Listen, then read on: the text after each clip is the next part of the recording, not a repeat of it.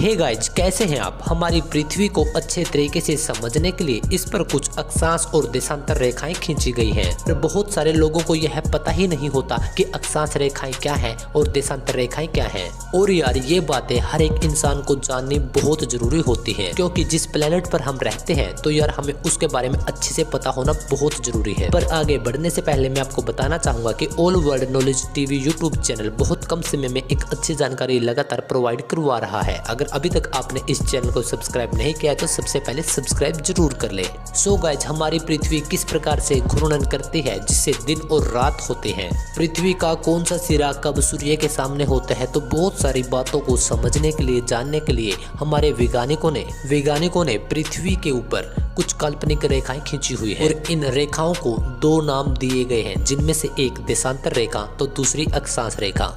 So guys, अक्षांश रेखा वह रेखा होती है जो लेटी हुई रेखा होती है। इसी वजह से इसको इंग्लिश में लेटीट्यूड भी बोला जाता है। लेटीट्यूड यानी कि लेटी हुई रेखा। और गाइज, हमारी पृथ्वी के बीचों बीच एक अक्षांश रेखा खींची गई है। पृथ्वी को दो भागों में विभाजित करती है, ऊपर वाला हिस्सा उत्तरी गोलार्ध और नीचे वाला हिस्सा दक्षिणी गोलार्ध। और गाइज, इस रेखा को भूमध्य रेखा या फिर विषुवत रेखा बोला जाता है, या फिर इसको 0 डिग्री रेखा भी कहा जाता है। गाइज, इस रेखा का मुख्य काम यही है कि यह पृथ्वी को बिल्कुल बीचों बीच दो हिस्सों में बांट देती है। अगर हम इस रेखा से ऊपर की तरफ चलते हैं, मीन्स की उत्तरी गोलार्ध में चलते हैं, गाइज 23.5 डिग्री चलने पर एक रेखा आती है जिसको बोला जाता है कर्क रेखा।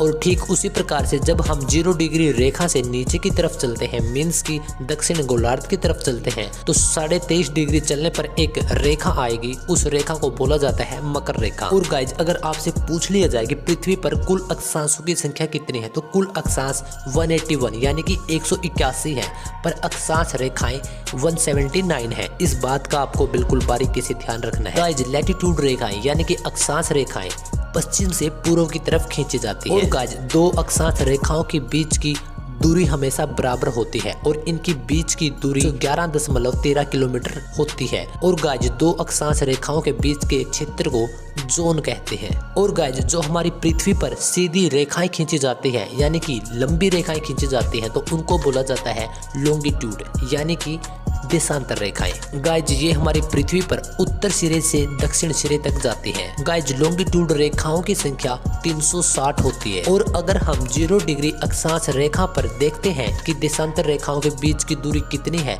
तो वहां पर 111.32 किलोमीटर की दूरी होती है।